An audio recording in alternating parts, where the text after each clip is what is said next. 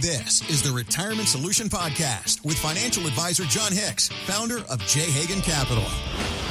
Glad to have you here with us on the Retirement Solution with financial advisor Jon Hicks, founder of J. Hagan Capital, who is here to share with you insight on what you need to be thinking about as you get closer to your retirement. So as you are listening, remember that you can reach out to begin the conversation with Jon and his team. Find us at retirementsolutionshow.com. We talk about being a certain age when you're thinking about retirement or that retirement goal line. But really, there's lots of ages that we need to consider in our retirement. First age, though, for me, the first question I'm always curious, for somebody who is thinking about they need help, whether or not they have a financial advisor for growth, they've DIY'd it, but they know retirement's a different game, and so they want to get help in that space. What's the time frame that they should be seeking help then?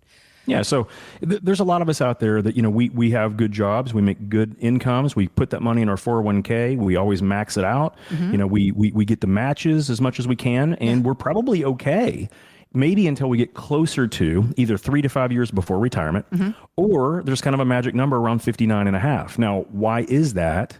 Because when we get to 59 and a half, the government and the IRS, the tax code, takes some handcuffs off.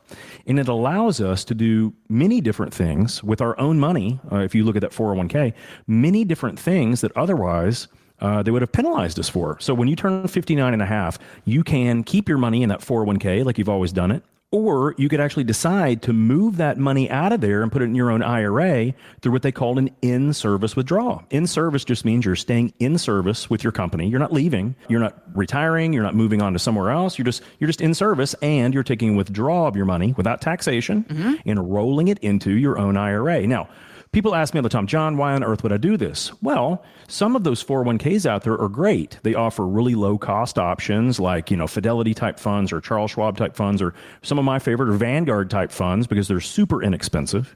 But you may want to decide to roll it out into your own IRA because many times the costs are actually less in your own IRA. But here's a big one. You can control many more things from a tax standpoint and from a safety standpoint. So we have a lot of clients, Heather, that'll come in, they'll say, hey, Jon, here's my 401k, and they have Vanguard mutual funds. I typically love Vanguard funds. I think they're inexpensive. They're very easy to understand. If the market goes good, you're probably going to do well. I mean, realistically. You still need to diversify. You still need to understand what you're investing in, but I like Vanguard overall. Now, when they say Vanguard mutual funds, no, I don't typically love mutual funds. Number one, they're a little bit more costly. Number two, you cannot hedge them. You can't put like stop losses or brakes on them. If the market's doing something really odd or weird, you have to physically go in and sell something, and you don't get that the moment that you sell it. You don't get that price. You have to wait till the end of the market day when everyone else has flooded the market with orders. And many times this could cost you percentage points, or in the case of retirement savings, maybe thousands of dollars, even tens of thousands of dollars in losses that you may have been able to avoid otherwise. So the way to do that, where you get mutual fund type diversification, but a much cheaper and much, in my opinion, sexier option, is to use exchange traded funds. So Vanguard offers what they call ETFs, exchange traded funds that work just like a mutual fund, except you can put protections on them. You can use derivatives or put options. So if the market starts going down, you could potentially not sell that Vanguard ETF, but make money even as the market goes down further. What? Right. So the point is it that anyone should consider doing these things? Maybe, maybe not. The point is you cannot do that in a 401k, but you could potentially do that in your own self-directed IRA. And you can get those anywhere, right? Fidelity, Schwab, Vanguard themselves, T. Rowe Price. There's any number of places where you can get those, and you free up the 10% penalty. So if you try to take that money out or try to do this before age 59 and a half, you would typically pay a 10% penalty, right? That's why I say the IRS or government handcuffs come off. So 59 and a half is a good time to really look at another advisor, or not look at an advisor in general, get a second opinion. Does it make sense for you to maybe have a little bit more freedom with your money, potentially save some money on that deal by having lesser expensive exchange traded funds?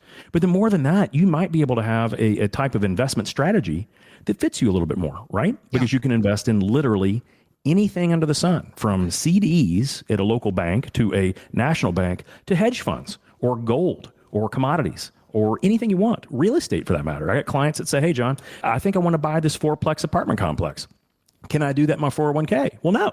Well, could you do it in a self-directed IRA? You absolutely can. You can actually earn income from that 4-plex. You absolutely can if you chose to do that. Do I think that's the world's greatest plan?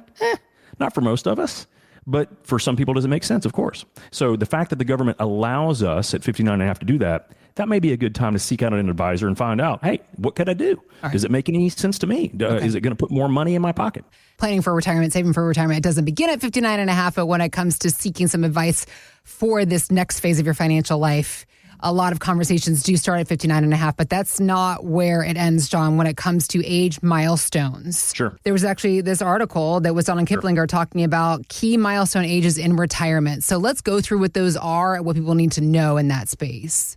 Yeah, so if you think about it, so 59 is kind of a starting point for a lot of these things, and the rest of them kind of follow suit. So if you're between 60 and 63, that's typically when the government allows us to do catch-ups for those 401ks, right? Mm-hmm. So anymore, I think in 2025, they changed it. So the limits, you can put up to an additional $11,250 of catch-up contributions if you're 60 to 63 extra inside those 401ks. That's great if it's money that you would be saving anyway for retirement. Now you can actually get tax deferral on those types of things. That would be great. So 60 to 63 is the next starting point. Now, somewhere in the middle of that, 62 is when you can start claiming Social Security. Now, here's the question. Mm-hmm. Should you?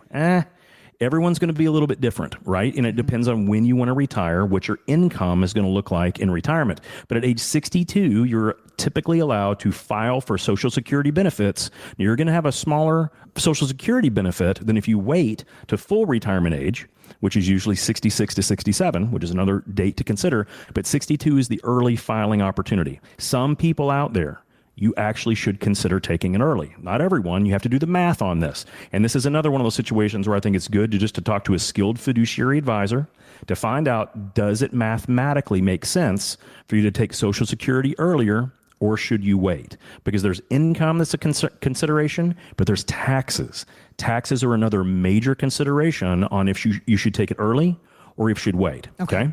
So moving on down the age groups, age 65, most of us are aware that's when we need to sign up for Medicare. Mm-hmm. Now, some people are still working. They don't need to utilize those medical benefits from Medicare, but you still need to apply for it. Even if you don't start taking the benefit, you still have to apply. Okay. There's a weird rule, 90 days before you turn 65 and 90 days after you turn 65, that if you don't apply those correctly, then it could actually lead to either penalties or more costs or things like that. So, again, another opportunity to talk to a Medicare specialist and or a skilled fiduciary advisor to find out what should you look for.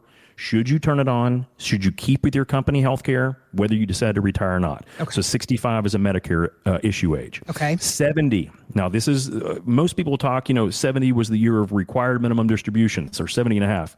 Not anymore. That's down the road. 70 is the maximum age to get the top end of the Social Security benefit. So if you wanted to wait to age 71, 72, 73, 74, makes no difference. No point, You're not going to get a single dime more. At age 70 is the maximum amount. Now, depending on your situation, some people will make out like bandits if they wait to collect Social Security at age 70. But you got to last a long time, right? You got to typically live older than the national average for men and women, which is I think 83 and 86 retrospectively. So typically for you to max out and get the most money from Social Security, it's actually not at age 70, because a lot of us are going to pass away before then and we wouldn't have claimed as much money.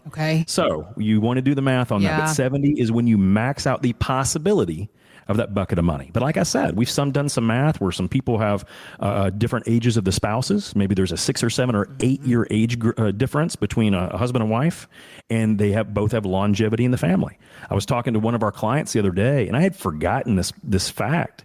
She's 91.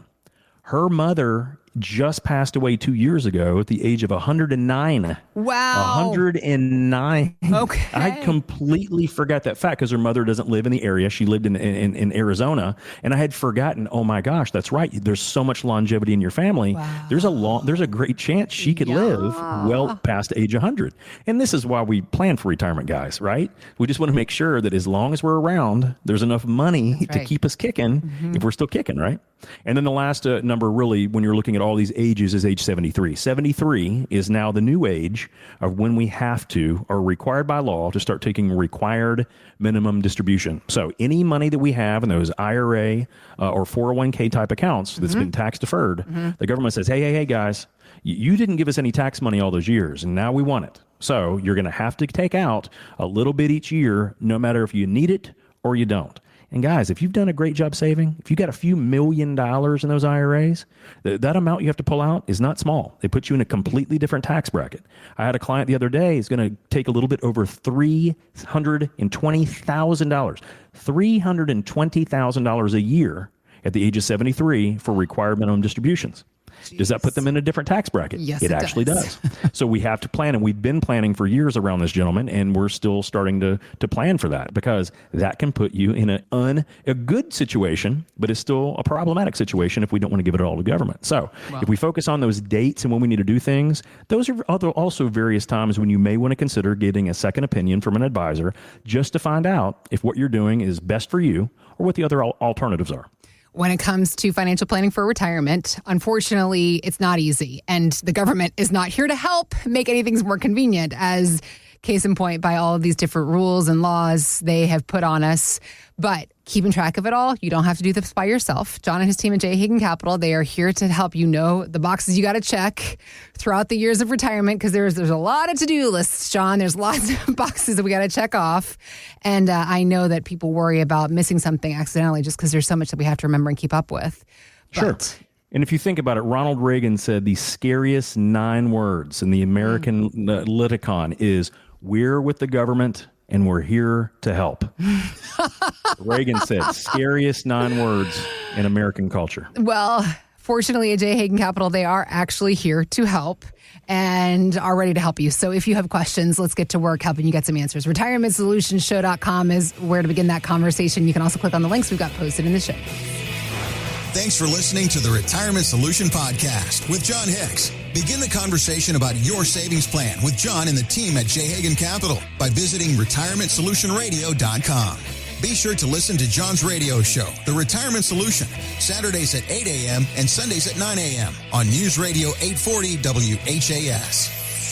J. Hagan Capital Incorporated is not licensed in all 50 states. To find out if J. Hagan Capital Incorporated is licensed in your state, please call 502-690-5635. J. Hagan Capital Incorporated is not affiliated with nor endorsed by the Social Security Administration or any other government agency and does not provide legal or tax advice. By contacting us, you may be provided with information about insurance and annuity products offered through J. Hagan Capital, LLC, NPN number 1882794.